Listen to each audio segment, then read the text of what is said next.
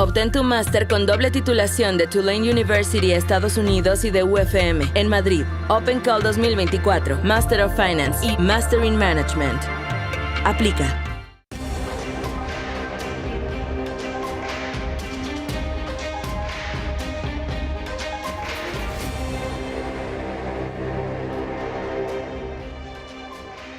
Hola a todos y bienvenidos a Money and Markets. El aviso de las elecciones europeas es muy diferente a lo que probablemente leáis en los titulares de los periódicos. Todos los días vais a escuchar lo siguiente. Número uno, que han vuelto a ganar los partidos tradicionales y ese concepto que se repite constantemente de pro-europeos. Número dos, que la estabilidad de la Unión Europea no está en riesgo. Y número tres, que el avance de la ultraderecha es muy preocupante. Sin embargo, el mensaje de estas elecciones es completamente diferente. No es el avance de la ultraderecha, es el hartazgo de los ciudadanos con lo que ha sido una agenda impuesta desde la burocracia europea que no tiene absolutamente nada que ver con lo que es el proyecto europeo, que es un proyecto que merece la pena defenderse.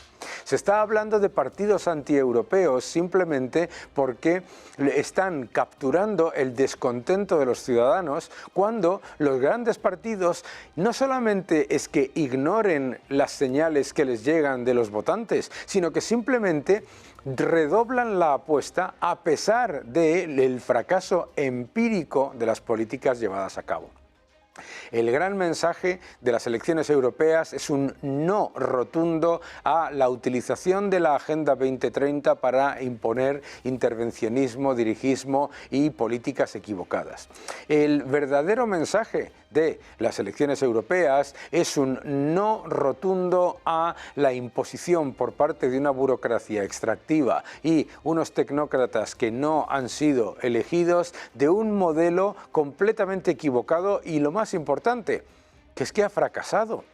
El gran problema de la Unión Europea es que tiene todos los ingredientes para ser una gran potencia económica de crecimiento, de libertad y de oportunidades. Y sin embargo, lo que nos hemos encontrado con esta imposición de un modelo equivocado, dirigista e intervencionista, ha sido que la Unión Europea se convierte en una máquina de generar estancamiento. La Unión Europea no está en estancamiento por la política monetaria, ya estaba en estancamiento cuando los tipos reales y nominales eran negativos. La Unión Europea no está en estancamiento por la guerra de Ucrania, etcétera, sino por una política equivocada que permea a muchos sectores. Número uno, el tecnológico. La Unión Europea no solamente no es que se haya perdido la batalla tecnológica, es que no se ha presentado a la carrera tecnológica. La Unión Europea desplaza inversión tecnológica fuera con una fiscalidad equivocada, con una burocracia equivocada. Además de la tecnología, tenemos un problema con la industria, la agricultura y la ganadería. Es absolutamente alucinante que la Unión Europea, que se creó precisamente para fortalecer los lazos comerciales y defender la agricultura, la ganadería y la industria, lo que esté haciendo es destruirlos. Y además destruirlos con una agenda verde equivocada. El gran problema de estas elecciones también es que no aprendan los partidos de centro derecha y de centro izquierda que unirse a la ultraizquierda en una coalición lo único que está llevando es a la desaparición de los partidos primero de centro izquierda, pero puede ser un gran problema para los de centro derecha. Claro, la agenda verde está dirigida, coordinada y además impuesta por un grupo de activistas que no solamente no sabe nada de energía, nada de industria, nada de agricultura y nada de ganadería, sino que además está impuesta por unas personas que cuando ven la equivocación de sus políticas redoblan la apuesta. Lo hemos visto en Alemania. destruyen las nucleares, dependen más del gas ruso, entran en grandes dificultades cuando se generan esas sanciones hechas desde la arrogancia y la ignorancia y, oh sorpresa, ¿qué es lo que hacen?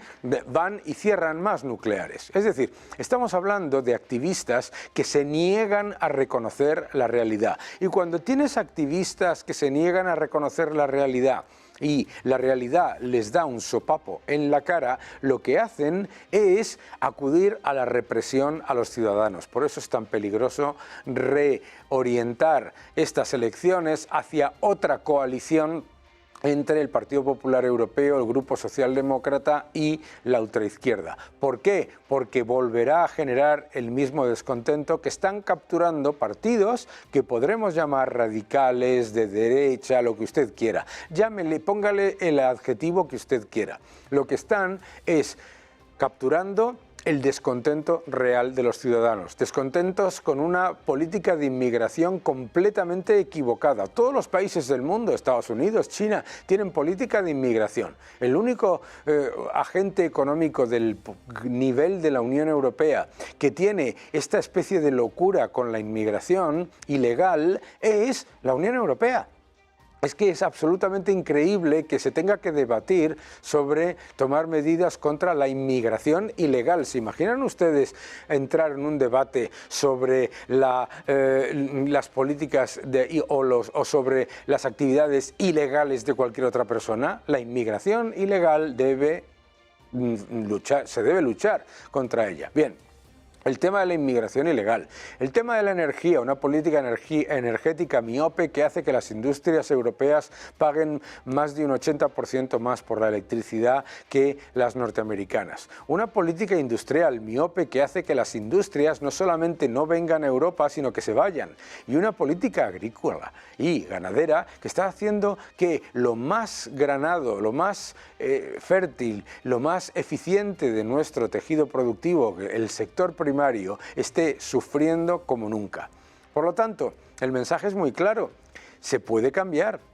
Hay que cambiar, pero hay que cambiar escuchando a los ciudadanos, no escuchando a los activistas que siempre acuden a la represión para imponer sus ideas contra viento y marea. Que no te engañen.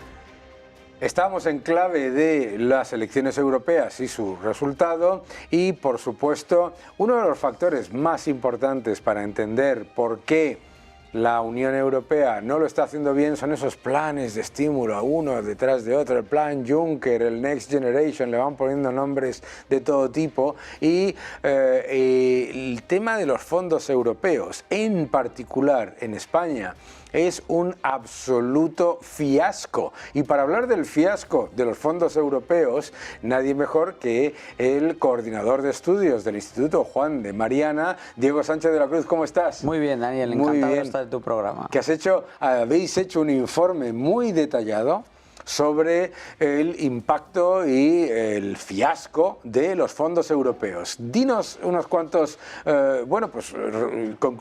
conclusiones de este informe. Para mí lo más llamativo de todo es que el gobierno nos dijo que estos fondos iban a aumentar el crecimiento, ¿no? Que iban a generar mucha más actividad económica en España. Y luego, cuando revisamos los datos del primer trienio de aplicación de los fondos, porque ya han sido desplegados en el 21, en el 22 y en el 23 y un poquito lo que va de 24, el impacto sobre el PIB ha sido un 80% menor de lo que se nos dijo. Es decir, por cada 5 euros de crecimiento adicional que se nos prometieron, solo se ha generado 1. Pero ¿qué es lo más llamativo de todo? O casi mejor, ¿por qué no están teniendo impacto sobre el crecimiento? Porque el grueso de este dinero se está yendo a apuntalar gasto estructural, gasto corriente y, en definitiva, hasta subvenciones, transferencias y desembolsos habituales de las administraciones públicas. El 80% de los fondos terminan en las manos del propio sector público y, además de los 80.000 millones de euros de ayudas a fondo perdido que se va a gastar el gobierno con cargo a Bruselas, casi 40.000 se van a ir directamente, como te digo, a gasto corriente. Entonces, evidentemente, son fondos que no generan crecimiento y no lo van a generar porque básicamente lo único que están haciendo es apuntalar más y más gasto público. Y lo que más nos preocupa no es solo eso, sino que además se están desembolsando estos fondos a cambio de una serie de reformas. Y las reformas resulta que son cargarte el mercado del alquiler, cargarte en la sostenibilidad del sistema de pensiones o cargarte las estadísticas del mercado de trabajo. Entonces, son contrarreformas a cambio de unos fondos que luego se despilfarran en el propio sector público. No se me ocurre un escenario peor, porque la política económica gira peor y la política presupuestaria gira peor. O sea, nefasta idea estos fondos, o tal y como se han planteado en España al menos. Y una de las cosas que tú comentabas en el informe es el impacto real en la economía productiva ha sido de menos de 20.000 millones de euros.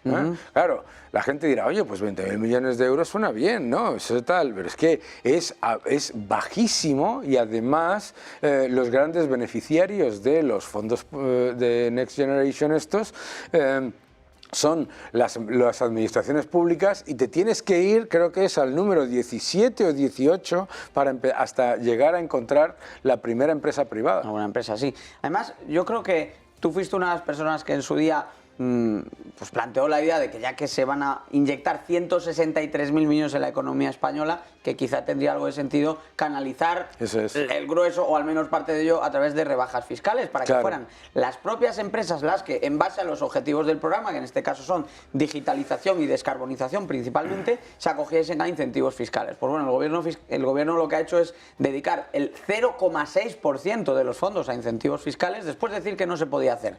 Primero dijo que no se podía hacer, luego se podía hacer, pero solo dedicaron el 0,6%, y por lo tanto el 99,4% se ha ido a puro gasto.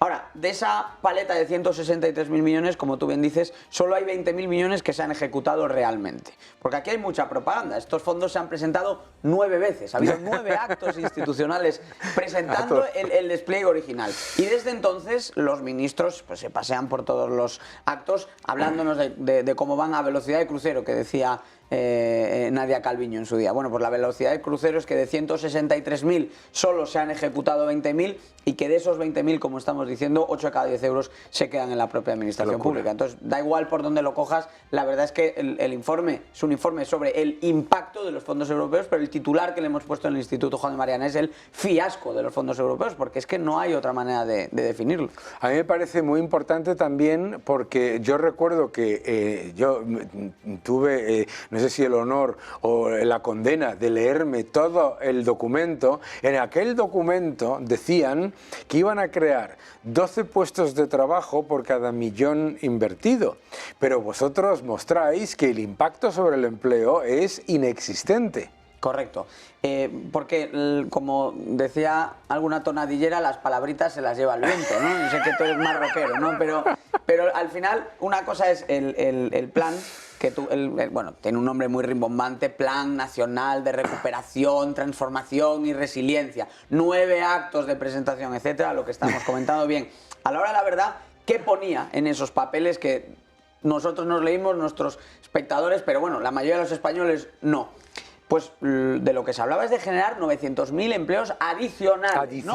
Por encima de lo que sería el ritmo general de creación de empleo. Entonces, lo primero que tenemos que hacer es filtrar las estadísticas de paro para poder interpretar las cosas, porque desde que se anuncian estos fondos hasta hoy hay entre medias una contrarreforma laboral que lo que ha hecho es distorsionar la estadística de empleo, clasificar a fijos, discontinuos, inactivos como ocupados, efectivos, etc. Entonces, primero hay que hacer un filtrado.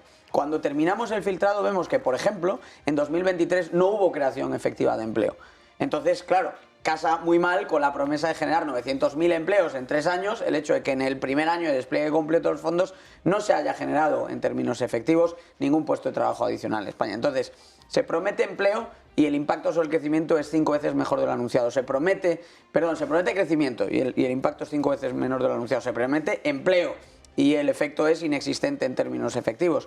Entonces, ¿a qué le apuntamos? Quizá a que se ha animado la inversión privada. Pues los datos nos demuestran que la inversión está entre un 2 y un 3% por debajo de lo que estaba antes de desbloquearse estos fondos europeos. Inversión extranjera, quizás se va a animar a venir a España por aquello de que, bueno, hay este programa tan atractivo de fondos en funcionamiento. No, hay un 20% menos de inversión extranjera en España a lo largo del pasado ejercicio. Entonces, I+D, por ejemplo, I+D, estamos en el gasto I+D por cápita un 50% por debajo de la media en la Unión Europea. Entonces, no solo son unos fondos que en sí se están yendo a puro despilfarro, es que no tiran de la economía, no generan ni actividad, ni crecimiento, ni inversión, al revés, la deprimen. Claro, y cuando miramos los fondos europeos, además, tú has dicho algo que a mí me preocupa muchísimo.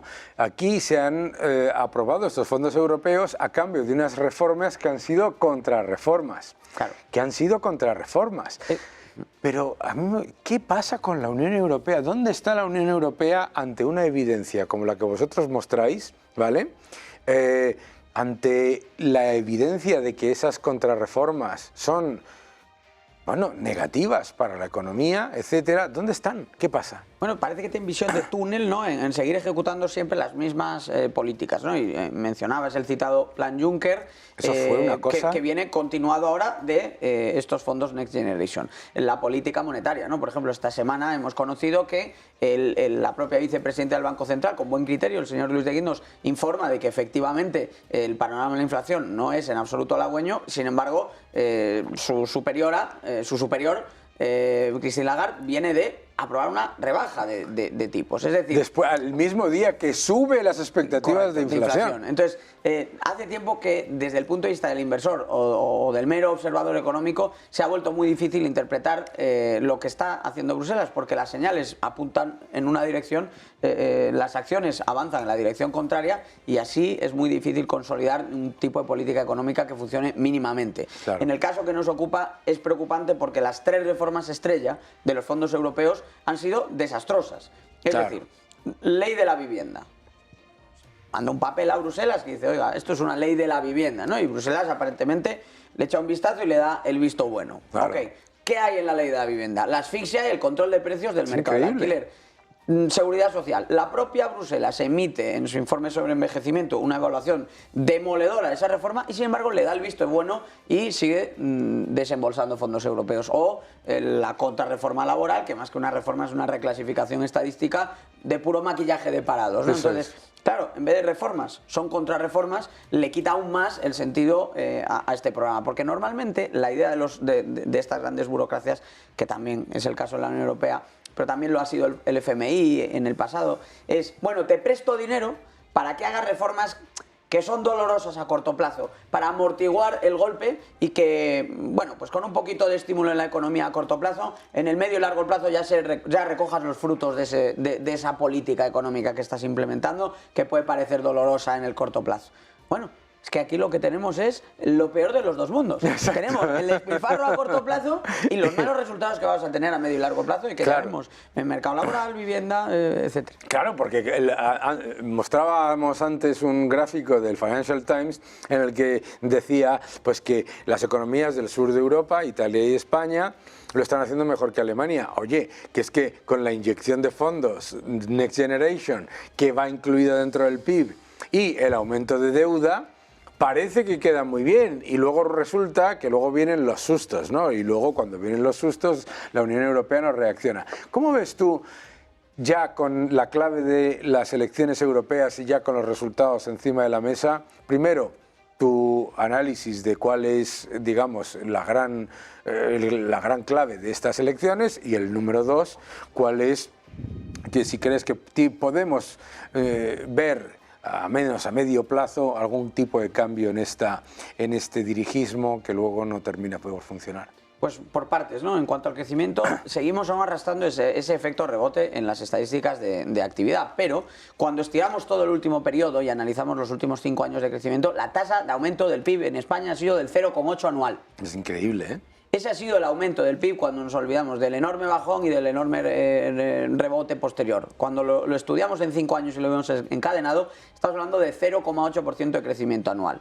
Siempre se dijo que la tasa de crecimiento en medio plazo en una economía con la española era del 1,5. Sí. O sea que con Sánchez crecemos un 50% menos de lo que era el crecimiento tendencial, a pesar de los fondos europeos y que la distorsión que te genera el salir de una pandemia en las estadísticas de paro. En 2023... casi 2/3 del crecimiento se explica por el aumento de la deuda pública, que a su vez está inyectada por otro programa de estímulo, en este caso monetario, el del Banco Central Europeo. O sea que con los datos del PIB, mucho maquillaje y poco aumento real de la actividad. Por eso, y entronco con la interpretación política, por eso hay malestar y por eso hay mucha gente en la sociedad europea y española que no se siente del todo cómoda con el rumbo que siguen las cosas, porque efectivamente ellos comprueban que no están mejorando sus condiciones de vida y en muchos casos, y lamentablemente, tiran a opciones que se sitúan en los extremos, ¿no?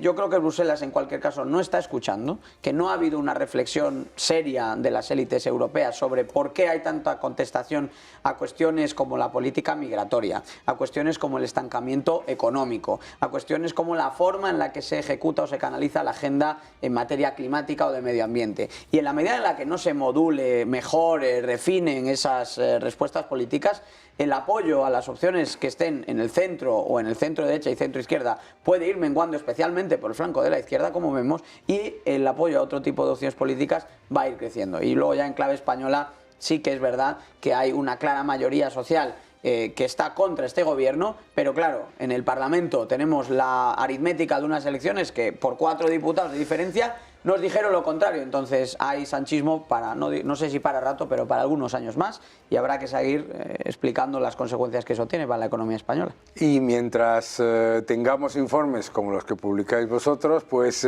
tenemos más información y mejor en la que desmontáis esas cosas. Les recomiendo a todos los que nos están viendo que veáis el impuestómetro, que eso generó un daño, hay una urticaria entre los econolistas estos pagados por el gobierno y el informe publicado, el fiasco de los fondos europeos. Vamos, yo creo que esto no es ni no lo debaten, yo creo que ni siquiera los que los defienden. Muchísimas gracias, Diego, por venir a este programa. Ya sabes que estás en tu casa y que te esperamos cuando publiques otro o cuando quieras, ¿eh? Claro, encantado, un gusto. Daniel. Gracias.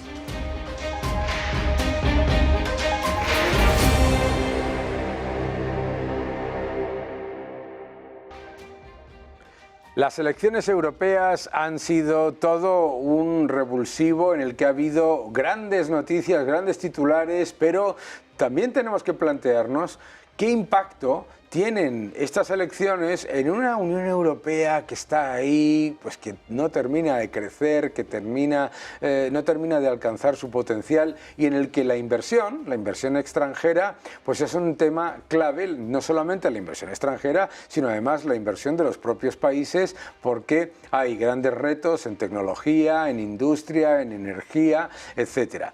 Por lo tanto, para hablar de todo ello, pues tengo aquí a mi buen amigo Albert Rivera. Albert Rivera, ¿cómo estás? ¿Qué tal, Daniel? Un placer estar aquí con ustedes. Que estás ahora con un montón de proyectos de asesoría, de empresas, etcétera. Bueno, me he pasado otra vez al lado bueno. Que está en el lado correcto. Yo venía del sector privado, como sabes, estuve en la política 12 años, que es por lo que la mayoría de gente me conocerá, obviamente, pero desde hace casi 5 años que dejé la política, pues he vuelto al sector privado, he montado una consultora y ahora también me he metido en un club empresarial, un business club en Madrid, con lo cual todo lo que son inversiones y movimientos empresariales en Madrid, en España y España, Latinoamérica, pues es algo que ahora me toca muy de cerca, ¿no? Qué bueno. Cuéntame ese club empresarial, ¿cómo se llama y qué es lo que hace? Bueno, lo primero es que yo creo que Madrid se ha convertido en un foco de atracción, ¿no?, de inversiones. Si antes Barcelona, mi ciudad natal, pues era la que atraía las inversiones extranjeras a España, hoy en día Madrid atrae 7 de cada 10 euros, ¿no? Con lo cual se ha convertido en una referencia. Segundo, el mundo latino, somos los latinos de Europa, ¿no? Por tanto, Madrid se ha convertido junto con probablemente DF y con México y con Miami en ese eje, digamos, de los negocios también del ámbito latino. Y luego, al final, España es un país seguro, es un país amable, es un país agradable para mucho capital latinoamericano que está llegando y por tanto todo eso ha hecho que Madrid se convierta en un lugar interesante para invertir y para vivir. Claro. Por eso decidí participar de este proyecto en el que ya era miembro, soy de una membresía como socio, me he metido en el capital, ahora soy el presidente del Club Rahim y estamos ahí en Goya con Velázquez y es una casa de conexión de personas, de negocios, de profesionales. Hacemos eventos, hacemos rondas de inversión, preparamos presentaciones de libros, hacemos en definitiva eventos con las empresas que necesitan también su espacio en la sociedad civil, ¿no? Más allá de la política, el mundo empresarial necesita también ese espacio y es bonito ahí desde el Club Rahim pues colaborar en que surjan negocios entre ellos, ¿no? Muy bien. Oye, pues al Club Rahim hay que prestarle atención porque a mí sí me preocupa que en las elecciones europeas ha habido un cambio muy importante. Ha habido un cambio muy importante. En Francia ha sido la debacle de Macron, en Alemania la debacle de Scholz. Hemos analizado los datos y hemos visto, bueno, pues cómo los partidos tradicionales parece que pierden fuelle. La Unión Europea no crece, deja mucho que desear en cuanto a atracción de inversión, etcétera. ¿Qué es lo que tenemos que hacer? Pues yo creo que la Unión Europea, es duro decirlo, yo soy un europeísta convencido, pero precisamente por ello soy crítico, ¿no? Claro, una vez cuando los Lib Dems, que estaban en el Grupo Liberal, yo estaba en aquella reunión cuando se produjo el Brexit, en la reunión siguiente, me acordaré siempre que tomó la palabra uno de los Lib Dems, de los liberales británicos, y dijo que somos profundamente europeístas, dice, y por eso no pierdan ustedes de vista que tienen que ser muy críticos con lo que hace la Unión Europea, ¿no? Porque si no lo haces bien, el euroescepticismo crece, que es lo que está pasando, ¿no? Yo el resultado lo interpreto también como con una posición de Europa frágil en el mundo. No tenemos una política exterior común, se está viendo con muchos casos, el ejemplo de Ucrania, el ejemplo de Israel y muchos otros casos, no hay una voz común fuerte. Segundo, no tenemos capacidad en el mundo de la tecnología, que es donde nos está marcando el mundo, no tenemos ninguna una gran empresa europea, todas son o asiáticas o americanas. Y tercero, estamos en una debacle también en términos demográficos y sociológicos, es decir, Europa es la vieja Europa más que nunca, somos más viejos que nadie, tenemos menos hijos que nadie y estamos condenados, desgraciadamente, a jugar un papel secundario en los próximos años. Entonces, Asia va a ser el protagonista, el Pacífico va a ser el eje, como tú bien has explicado muchas veces, y yo creo que tenemos que espabilar, ¿no? Como se dice, este resultado europeo debería servir por lo menos para plantearse, oye, la Agenda 2030 tiene que ser 2030 o 2035 o 2040 o más flexible o menos exigente con nosotros mismos. Si China y Asia funcionan como un tiro y América aguanta, Europa ¿qué papel está jugando? ¿Qué somos? ¿Los actores secundarios, los pagafantas, con perdón, de la fiesta? Entonces, yo creo que este resultado debería servir por lo menos para que no haya dogmas intocables, ¿no?, en Europa, y que Europa sea más flexible, más competitiva. Oye, yo estoy a favor de defender el medio ambiente y a la par estoy a favor del crecimiento económico, por supuesto. Entonces eso es compatible, lo están demostrando otros países. Entonces no me parece que debamos ser los campeones del fair play, pero los perdedores de la globalización, ¿no? Entonces yo creo que debemos volver a jugar ese partido, pero bueno, este resultado, por lo menos creo, ese mapa que vemos ahí, ha crecido mucho la derecha más dura, ha ganado la derecha.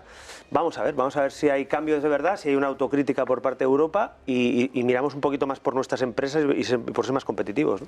Yo creo que esa es la clave, ¿no? Yo creo que tú lo has dicho muy bien. O sea, la Unión Europea tiene todos los ingredientes para ser un centro mundial de atracción de inversión, de libertad, etcétera, y con este dogma impuesto, que además... Autoimpuesto, además, ¿no? De alguna manera. Autoimpuesto, además, por parte de una minoría burocrática muy específica, pero sobre todo el que se considere que se es antieuropeo por criticarlo, sobre todo ante la evidencia del fracaso.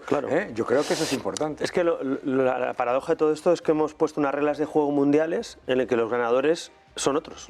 Entonces, Estados Unidos, pues, de alguna manera, tiene un país mucho más flexible, mucho más, con una fortaleza económica mayor, con una tradición económica mucho más liberal, pero Europa, paradójicamente, siendo una sociedad de bienestar y una sociedad de libertad, pues se está convirtiendo en uno de nuestros problemas, ¿no? Esa falta de flexibilidad. Entonces, yo espero que rectifiquemos, repito, desde el europeísmo convencido de que Europa es un lugar maravilloso para vivir, para trabajar, para invertir, pero dejemos ya de repetir mil veces el dogma y empecemos a ver cómo va el mundo, ¿no? Yo creo que la paradoja es, por ejemplo, con el coche eléctrico, oye, está muy bien, pero la realidad es que los chinos te han pasado la mano por la cara, ¿no? Entonces, si nosotros le estamos brindando un panorama global en el que China, una autocracia además y con otras reglas de juego no democráticas, está jugando el partido y está ganando, y tú le estás brindando cada día las pelotas para que meta goles, ¿no? Entonces yo creo que Europa debe por lo menos jugar un papel, mirar un poquito, no digo al ombligo, pero sí mirar un poquito más por los intereses europeos propios de nuestras empresas.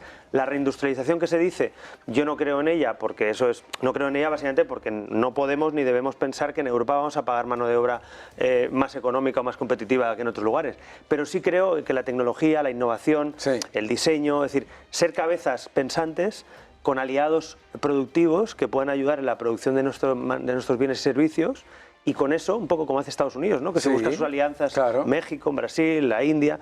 Pues yo creo que ahí está el partido. Europa y Estados Unidos deben yo creo, trabajar juntos también, Claro. En vez de darse la espalda, trabajar juntos, pero tener también su propia agenda, ¿no? Claro, no convertir a Europa en el museo del mundo, ¿no?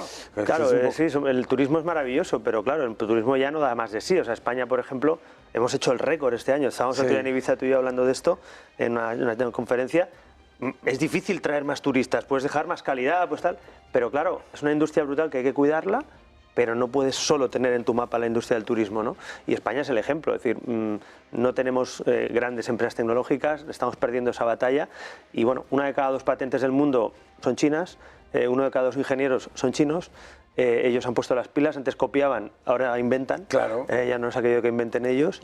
Y yo creo que Europa en los próximos 20 años tiene que preguntarse qué quiere ser de mayor, ¿no? Claro. Y bueno, este resultado europeo que sirva, por lo menos que sirva para abrir un debate que yo creo que sí que se va a producir, espero que se produzca, ¿no? Sí, yo creo que además, yo creo que tú has dicho algo muy importante, es los que somos profundamente proeuropeos, que queremos que el proyecto europeo crezca y se desarrolle de manera adecuada, es precisamente lo más importante es ser críticos con lo que no funciona. Claro, claro. Es ser críticos con lo que no funciona, porque una agenda mal llamada verde que además consigue lo contrario a lo que busca proteger, porque es que es alucinante, Claro. que Alemania consume más carbón ahora que hace 10 años y aquí dicen que no se puede cambiar nada. Hombre, pues está claro que no estamos haciendo bien las cosas. Está claro, y yo creo que también la unión política es difícil de evitarla, ¿no? Porque al final la unión económica, pues el euro es evidente que el euro tiene unas bondades, pues estamos protegidos, digamos, con una estabilidad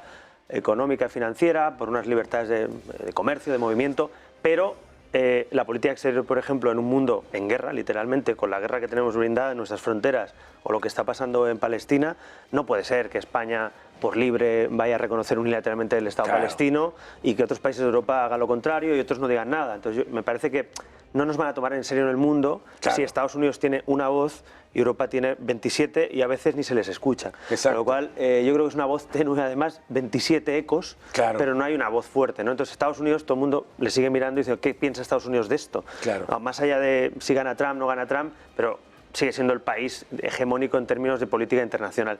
Y yo creo que Europa, eso, que sí que había jugado históricamente después de la Segunda Guerra Mundial un papel muy importante digamos, en el mapa mundial, hoy ni siquiera es eso. O sea, Claro. hoy no cuentan con nosotros en realidad. Es decir, las decisiones que toma la ONU o las decisiones importantes en una guerra nos miran así, pero tampoco somos tan determinantes como ha sido históricamente Europa, ¿no? Que ha sido Claro. un poquito quien ha marcado un poco el camino de Occidente, ¿no? En términos de libertad, de valores.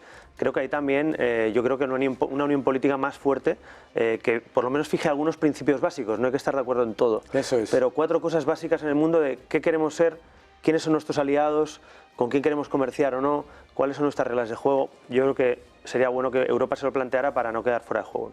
Y yo creo que además, precisamente ante la importancia, o sea, vienen unos años en los que la inversión en inteligencia artificial, en tecnología, en industria, en energía, pues que se va a tener que llevar a cabo a ser de billones de euros, ¿no? Claro. Claro, si tú lo que estás constantemente es regulando, interviniendo y subiendo los impuestos, Claro. es que no solamente no es que pierdas una voz o que la cosa no vaya muy bien, es que el nivel de diferencia con respecto a los países líderes se agranda, ¿no? Luego en el programa vamos a mostrar un gráfico que es el diferencial de productividad con Estados Unidos entre 2000 y 2024. Claro. Se ha aumentado, pero de manera exponencial. Exponencial. Sí, Estados Unidos nunca deja de sorprender y está sorprendiendo para bien el comportamiento económico que está teniendo, ¿no? Sí. Es decir, no hay paro prácticamente, un paro Claro. técnico cero, es decir, estamos en una situación de fortaleza, el crecimiento económico bien, es decir, Estados Unidos se está defendiendo mejor frente a esta situación que Europa, ¿no? Y eso tiene que ver probablemente con una, no sé si desregulación o una regulación más flexible o una agenda más flexible, llámale como quieras, pero efectivamente si queremos trabajar en esa vía tecnológica, que creo que es la única, y que no es poco, que es la más importante para mí, o sea, yo creo Claro. que la industria del siglo XXI, cuando hablamos de industria es tecnología en realidad, Eso es, y el eso agro es. es tecnología y el turismo es tecnología, todo es tecnología. Yo creo que Europa, donde podíamos dar la batalla es en esa tecnología, en esa innovación, en ese talento, Sí. en esa mano de obra cualificada, ¿no? Y ahí impuestos, burocracia, regulación, doble regulación a veces, la transposición a los países es lenta, es decir, creo que ahí es donde tenemos el punto de mejora evidente, ¿no? Claro. ¿Seremos capaces, los europeos, y los políticos europeos. Yo he estado en política y en Bruselas he negociado cosas y he estado con mis colegas, y Bruselas tiene un problema que es muy importante lo que pasa en Bruselas, porque el 70% de nuestra regulación viene de allá. Es verdad que se han dado pasos y Europa es mejor hoy que hace 50 años, está claro, y hemos mejorado, pero las decisiones a veces se toman pensando en el largo plazo y curiosamente no se piensa en lo inmediato y perdemos de vista un poco los objetivos a corto. Y en Europa se piensa, no, de aquí 20 años, de aquí 30, ya, pero es que la batalla hoy en 5 años estás fuera. Claro. Con lo cual yo creo que Europa, los políticos europeos deberían recapacitar y decir, oiga, igual hay que cambiar esto, igual hay que cambiar lo otro, igual nos hemos equivocado, no pasa nada. Yo creo que la sociedad europea agradeceríamos que la política europea hiciera un plan estratégico, ¿no? Digamos, en los próximos 10 años y dijera, oye, vamos a modificar el rumbo un poquito por aquí, vamos a invertir más en tecnología, vamos a ser un poquito más exigentes con los estados para que no carguen de impuestos y de burocracia a los ciudadanos y a las empresas, un papel un poquito más motor, ¿no? Yo espero una Europa donde en vez de ser, como se llama, la troika, sea un poquito más motor también de lo que pasa en los estados miembros, ¿no? Yo creo que es que al final lo bueno de un proyecto como la Unión Europea es sacar lo mejor de cada miembro. En vez de ir a un mínimo común denominador, que lo que nos lleva inevitablemente es a igualar a la baja, sacar lo mejor de cada miembro. Y tener un plan a largo plazo no significa planificar que esto es lo que tiene que pasar sí o sí y cualquier desviación es un error. Porque claro, lo que está ocurriendo en la Unión Europea es que cuando se equivocan acuden a la represión al ciudadano, en vez de reconocer, oye, pues tenemos que movernos un poco más para allá, tenemos que movernos más para acá. Es decir, cambiar la palabra planificación por la palabra estrategia. La estrategia es cambio, la planificación es dirigismo. Claro, mira, las empresas lo han hecho, es que es muy evidente. Quien tuviera una empresa en el año 2019 en determinados números, le vino un COVID, nos vino a todos un COVID, una pandemia mundial, paralización absoluta, un lockout, o sea, lo que no había pasado nunca en 100 años, y además le vino consecuencias de ese COVID, además, como tú has explicado a veces, una inflación derivada de las políticas monetarias entonces, y además le sumamos una guerra en Ucrania, con un problema logístico, con un problema energético. Entonces, ante todo eso, no hay ninguna empresa de Europa que no haya tenido que cambiar su plan estratégico. Increíble. Y lo han cambiado todas las empresas y no lo ha cambiado Europa. Entonces, ese es el ejemplo. Oiga, si lo hacen las empresas y los ciudadanos, si todos hemos puesto patas arriba en nuestras vidas, en nuestras empresas, ¿cómo no lo va a hacer la Unión Europea con un dogma y con una agenda como si fuera inamovible? Oiga, si usted cae una tormenta, pues usted cambia el rumbo, ¿no? O si usted sabe que va a haber marejada, pues cambia el rumbo. Entonces, yo creo que ahí es el ejemplo de cómo los ciudadanos y las empresas sí se han tenido que mover. Sí. Y la política europea no ha sabido quizá reaccionar tan rápido. Y estos resultados yo los leo como cierta reacción, ¿no? De la parte probablemente sí, un giro a la derecha, de la derecha más antipolítica, más crítica, que bueno, hay que verlo también como un toque de atención, pero probablemente tiene que ver con, nos hemos movido todos, nos hemos apretado el cinturón, hemos sobrevivido una pandemia, una guerra en nuestras fronteras. Oiga, ustedes también tienen que rectificar, ¿no? Entonces, eso es la lectura que espero que se haga. En el análisis de esa diferencia entre los estados y las empresas, hay un dato que a mí me parece que es espectacular, ¿no? En un estudio de McKinsey que publicaba Bloomberg, las empresas europeas en competitividad aparecen entre las mejores. Las grandes empresas, sobre todo a partir del tamaño mediano, en competitividad con respecto a Estados Unidos, pues están entre bien y muy bien, ¿vale? Eso es muy importante y eso ha demostrado esa capacidad de adaptabilidad de las empresas. Pero el inmovilismo de los estados ha llevado a que los gastos, entre comillas, extraordinarios del año del COVID se han consolidado y se han anualizado. Han llevado a que se acuda constantemente al bolsillo del ciudadano para cubrir unos desequilibrios fiscales que encima luego no se cubren. Bueno, yo creo que es la gran reforma pendiente, y hablo de España en particular y Europa también, porque al final se parece mucho en algunas cosas, nos parecemos mucho los europeos en esas estructuras de Estado, pero España en particular, la gran reforma pendiente para mí es la administración pública y el Estado. Es decir, ¿por qué Estados Unidos reacciona mucho más ágil, más allá de su historia y de otras condiciones? Pero uno de los motivos por que Estados Unidos reacciona más ágilmente a una crisis es, bueno, primero porque tiene unidad de acción. Aquí somos 17 comunidades y a veces mal avenidos y con problemas territoriales, pero además de eso tienen una agilidad tremenda económica, tienen menos carga en el presupuesto público, con lo cual y una forma de vida en la que la gente libremente, con libertad y con responsabilidad, ganan más, pero se financian parte de sus servicios, de sus gastos, y ese gasto público, en vez de estar en las arcas del Estado recaudadas y en el presupuesto público, está en el bolsillo de los ciudadanos y se organizan, ¿no? Hay cosas que me gustan más de Europa y otras que me gustan más de Estados Unidos, pero desde luego me gusta más esa facilidad de adaptarse. Si tú tienes, en España tenemos un sistema de pensiones quebrado, que es un hecho. Una estafa piramidal no reconocida, pero es decir, que la gente piense, los que nos están viendo, que ponemos un dinero que nos va a ir a nosotros, eso no es verdad. O sea, estamos pagando las pensiones de ahora, no las que nos vendrán luego, que igual no tenemos. El sistema de pensiones quebrado y cargando el presupuesto público. Una sanidad que es maravillosa, es una de las joyas de la corona, pero que también tiene que ir a aligerar parte de sus costes y estructuras con colaboración público-privada, con tecnología, con telemedicina, la educación. Es decir, tenemos subsidio de paro, que en España tú puedes estar en el paro y aunque no encuentres trabajo o no aceptes un trabajo, tú cobras el paro. Súmale las pensiones también autonómicas y subsidios, con lo cual tienes una estructura que si tú eres presidente de gobierno o autonómico o de gobierno nacional, te diría tranquilamente que el 70-80% de tu presupuesto está comprometido. Totalmente. O sea, no tienes flexibilidad para afrontar una crisis porque está todo comprometido con grandes partidas, algunas de ellas incluso obsoletas.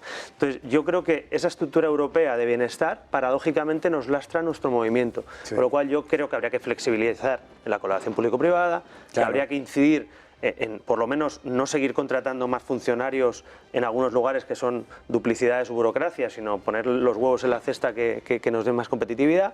Pero claro, yo que soy candidato a presidente de gobierno, está en política, debo de reconocer que eso es dificilísimo, porque la tentación en política es pensar en el corto plazo y a ver quién se atreve a decir que las pensiones no se pueden actualizar porque está la caja quebrada. No, lejos de eso la suben 9 puntos de golpe y la pagamos todos. Es decir, son decisiones que son políticamente a corto plazo y partidistas, electoralistas, pero que al país lo están comprometiendo. Entonces, es muy difícil que los partidos y los candidatos a presidente, salvo que venga un outsider, pero es muy difícil que alguien, digamos, del sistema, aunque saben que el rey está desnudo, no lo van a decir.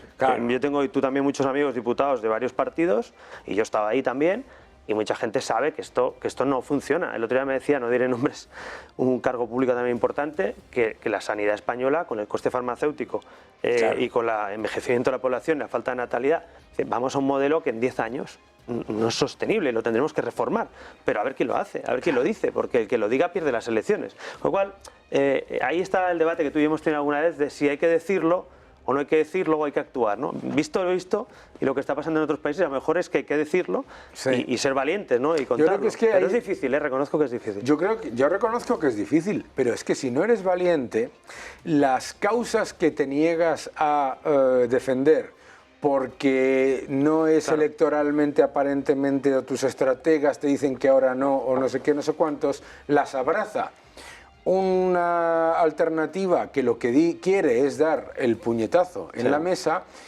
y la gente al final dice, mira lo que ha ocurrido. O sea, estamos viendo las elecciones europeas aquí en España, pues fíjate, resulta que la gran sorpresa, Alvise Pérez, se sale y saca tres eurodiputados, que es lo mismo que la coalición de Esquerra Republicana, Bildu, BNG y otros.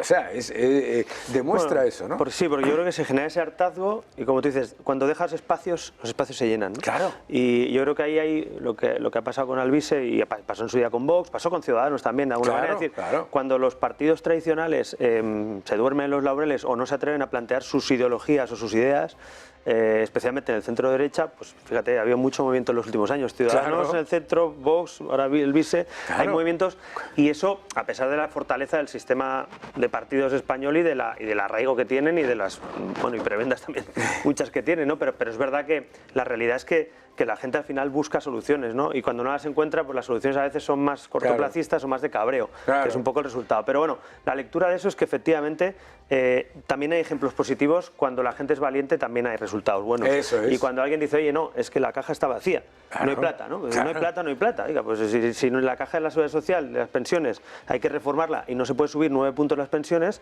pues a lo mejor hay que decirlo. Sí. Y si se dice, pues la mitad igual te deja de votar, pero igual la otra mitad dice, hombre, este está diciendo la verdad, ya era hora, ¿no? Es decir, yo reconozco que yo que he estado en esa posición y intenté ser bastante valiente en esas cosas, luego también te caen buenas leches por serlo, pero entiendo que cuando estás en una estructura de partido, una candidatura, cuando empiezas a crecer, es complicado porque tus propios partidos, tus propios votantes, los medios... Empiezan a poner los frenos.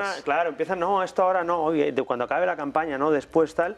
Y yo no soy presidente de gobierno, pero me imagino que si encima eres presidente todavía te coge más vértigo a ese tipo de medidas, ¿no? Claro. Pero no nos va a quedar otra, porque al final, esto lo que hablábamos, el modelo que tenemos actual en Europa, alguien le va a tener que meter mano en algún momento, y si no lo hacemos, bueno, pues perderemos poder adquisitivo, perderemos competitividad, seremos más pobres en definitiva, ¿no? Claro.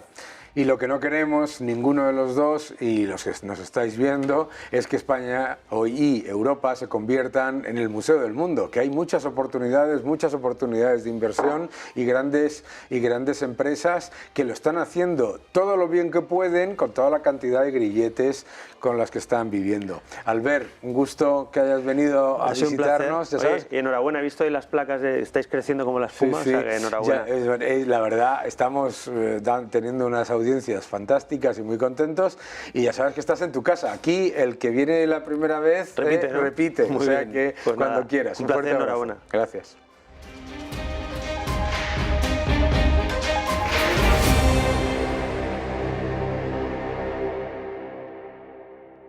Vamos a ver uno de los vídeos que siempre nos manda José Ramón Riera, que merece la pena analizar porque, como siempre, nos presenta algunos datos que no son muy conocidos, pero que son muy importantes para la economía española. Adelante. Buenos días, Daniel. Hoy para Monian Markets traigo algo que llevaba tiempo pensando en hacerlo, y más sobre todo porque varios empresarios me han comentado que tienen enormes dificultades para crear empleo, fundamentalmente por los costes sociales y las cargas sociales que tienen que pagar las pequeñas y medianas empresas.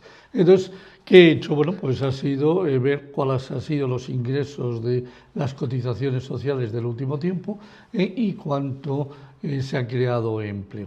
Si yo te dijese, antes de contarte los datos, que la creación en la seguridad social, comparando el primer trimestre del 2019 y el primer trimestre del 2024, ha crecido un 9,6%, te va a parecer razonable, sobre todo teniendo en cuenta que los fijos discontinuos han pasado a sumar un número importante en este crecimiento. Pero ¿sabes cuánto ha crecido las cotizaciones sociales que pagan los empresarios por los trabajadores desde el primer trimestre del 2019 hasta comparado con el primer trimestre del 2024? Pues se ha multiplicado por 3 las cotizaciones. Sí, no se nos asuste nadie. Eso es lo que ha pasado. Mira, los números exactos son número de personas que cotizaban a la Seguridad Social el primer trimestre del año 2019, de media en el primer trimestre eran 18,9 millones de cotizantes. El primer trimestre del 2024 ha pasado a ser de 20,7 millones de cotizantes. Es decir, dividir una cifra por la otra, el crecimiento es de un 9,6. Pero en el primer trimestre del año 2019 pagamos 37.000 millones. Los empresarios ingresaron en la Seguridad Social 37.000 millones. En este primer trimestre del 2024 han ingresado exactamente 48.447 millones de euros. Implica un incremento del 31%. Ahora entiendo lo que me estaban contando estos amigos empresarios. ¿Cómo es posible que creciendo solo los cotizantes un 10%, ni eso, un 9,6%, estén recaudando un 31% más en cotizaciones sociales? Bueno, pues esto es lo que notan de verdad los empresarios. Este es el sufrimiento que tienen las pequeñas y las medianas empresas, y no nos olvidemos que ese tejido empresarial es el que produce casi el 90% del empleo. No me extraña, como me estaban comentando, que tengan enormes dificultades para hacer frente a estos costes sociales. Daniel, esto es una auténtica primicia elaborada especialmente para ti. Espero que todos los personas que ven tu programa de televisión te estén agradecidos por todo el esfuerzo que haces para comunicar este tipo de cosas. Nos vemos en el próximo vídeo.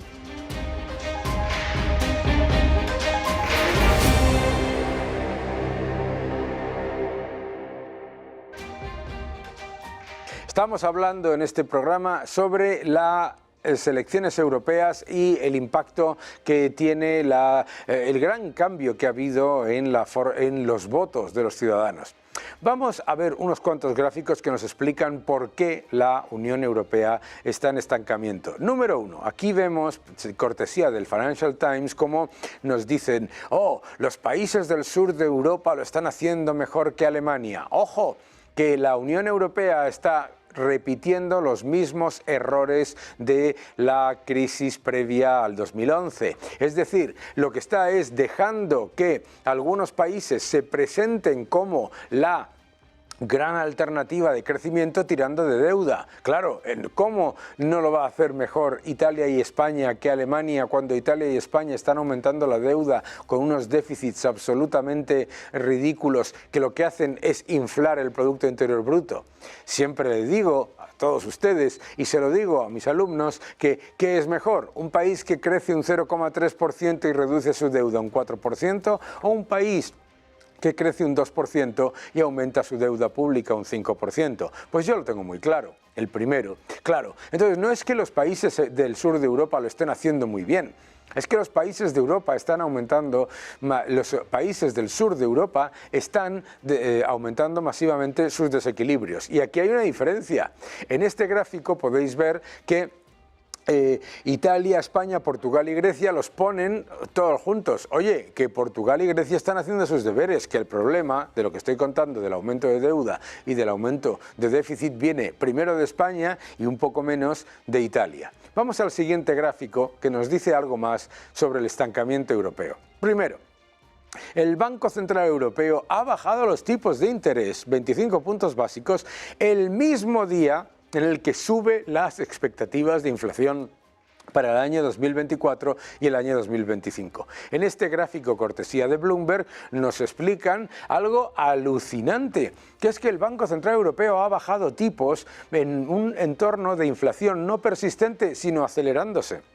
Y esto es peligroso, ¿por qué? Porque el Banco Central Europeo está incumpliendo su mandato, y está incumpliendo su mandato en un entorno en el que se está empobreciendo a los ciudadanos de Europa. Luego se quejan sobre las supuestas, los aumentos de los votos radicales, etcétera, etcétera. Pero si es que esto es la receta del estancamiento. Vuelvo a repetir. La Unión Europea no está en estancamiento, la eurozona no está en estancamiento por casualidad o por la política monetaria. La Unión Europea ya estaba, y la eurozona ya estaba, en estancamiento con tipos nominales negativos. El Banco Central Europeo se equivoca, bajando tipos le está pasando a los ciudadanos más empobrecimiento vía inflación, más empeoramiento de las condiciones generales para los ciudadanos, cada uno de ellos, especialmente a las pequeñas y medianas empresas, y todo para que los estados irresponsables fiscalmente sigan financiándose a un tipo mucho más bajo de lo que indica su solvencia y su capacidad de pago.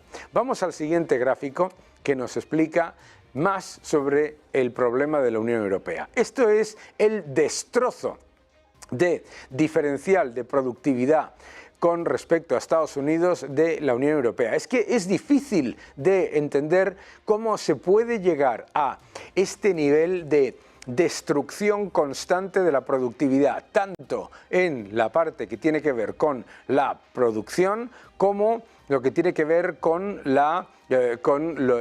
el sector trabajo. Pero es que es alucinante. Según Bloomberg Economics hay un 18% de diferencia de productividad con Estados Unidos. Luego te dicen que ¿por qué es esto? ¿De dónde puede venir? Si se subvenciona la baja productividad y se penaliza la alta productividad, sale esto. Vamos a ver el siguiente gráfico. En este siguiente gráfico lo que podemos ver es otro de los grandes problemas de la Unión Europea, los altísimos precios de la electricidad. Aquí veis la diferencia en este gráfico alemán, que os voy a traducir, la diferencia entre el precio de la electricidad de las industrias en los países como Italia, España, Alemania, de los más altos, como podéis ver en la parte derecha del gráfico, con respecto a los de la parte más baja, los que tienen la electricidad más baja, que son Estados Unidos, el que tiene más bajo, y después China, Es decir, lo que nos está mostrando es la pérdida de competitividad por una política energética absolutamente equivocada. Y esto es clave para entenderlo, porque es que en la Unión Europea los precios de la electricidad para la industria son superiores a los de Japón, son superiores a los de Turquía, son superiores a los de Canadá, son superiores a los de Corea del Sur, estamos hablando de grandes potencias industriales, son superiores a los de Estados Unidos y a los de China. Y además de ser superiores, cuando hay periodos de bajada de materias primas, se suben los impuestos y los costes regulados y por lo tanto se sigue consolidando esos precios que no son superiores por poquito. Es que estamos hablando de superiores en prácticamente el doble, más del doble, etc. Tremendo, ¿verdad? Vamos a ver otro gráfico que nos explica la debilidad de la Unión Europea. La tecnología. La tecnología nos muestra que la Unión Europea no solamente está perdiendo la batalla tecnológica, es que ni se ha presentado a la carrera tecnológica. Si veis las grandes compañías del top 1000 tecnológico, en la Unión Europea, el porcentaje del top 50 es bajísimo, bajísimo comparado con las compañías de Estados Unidos. Pero en los siguientes 200 también es bajísimo con respecto a Estados Unidos y China. En los siguientes 250 también bajísimo con respecto a China y Estados Unidos. Y en los siguientes 500 también. Es decir, estamos hablando de prácticamente 1000 compañías. 1000 compañías, y las europeas están entre las menos importantes en las grandes, en las 200 más grandes, en las 500 más grandes, es que da exactamente igual, es tremendo. Y todo esto es por una política fiscal equivocada y una política regulatoria completamente entorpecedora, no por casualidad. Vamos al siguiente gráfico que nos explica también otras debilidades de la Unión Europea. La agricultura.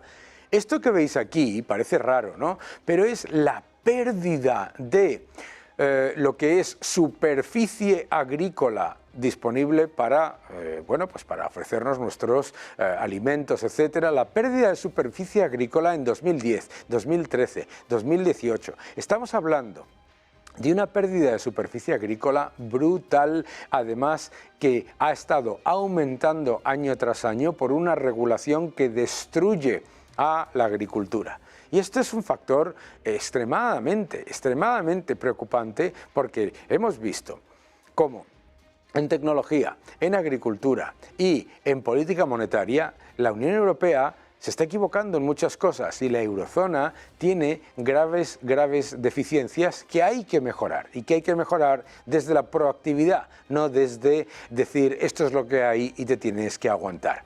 Vamos al siguiente gráfico que nos explica también otra gran debilidad. La Unión Europea continúa siendo un líder en cuanto al sector de automoción.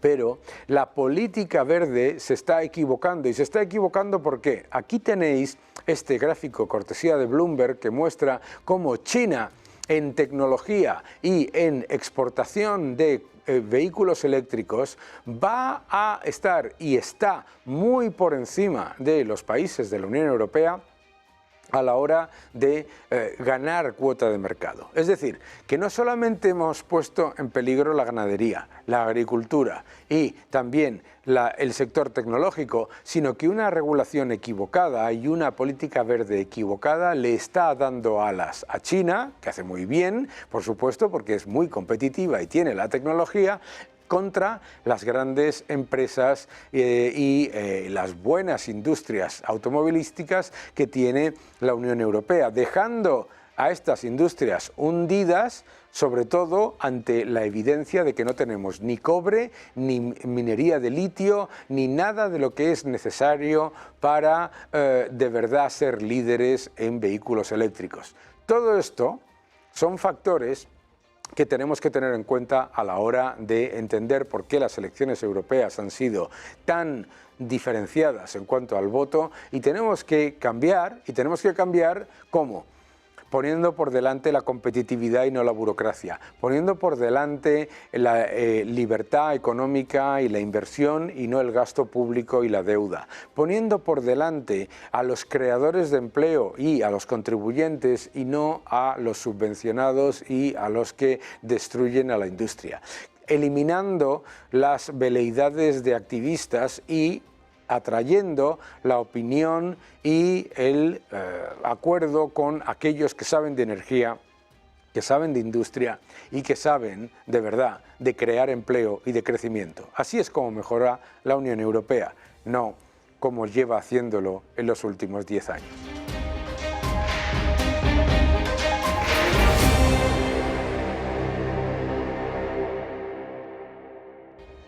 Las elecciones europeas han sido un sopapo, un auténtico jarro de agua fría de realidad para todos aquellos que continúan con la intención de mantener un modelo intervencionista que encima no ha funcionado. El modelo europeo hay que defenderlo, y hay que defenderlo criticando lo que no funciona. Y es evidente que no funciona cuando perdemos la batalla tecnológica, la industrial, la agrícola, la ganadera, y encima una fiscalidad confiscatoria y extractiva se une a una política de inmigración equivocada. Todo eso se puede mejorar, y es, por lo tanto, esencial que los ciudadanos recuerden a los políticos que es momento de reflexionar, que es momento de ajustar y cambiar las cosas que son equivocadas y de dejar a las empresas respirar para que Europa vuelva a ser crecimiento, libertad y, por supuesto, prosperidad.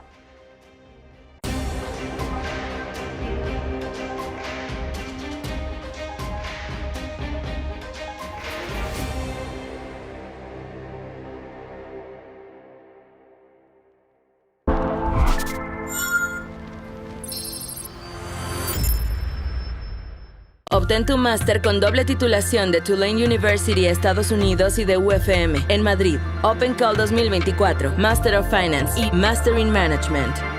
Aplica.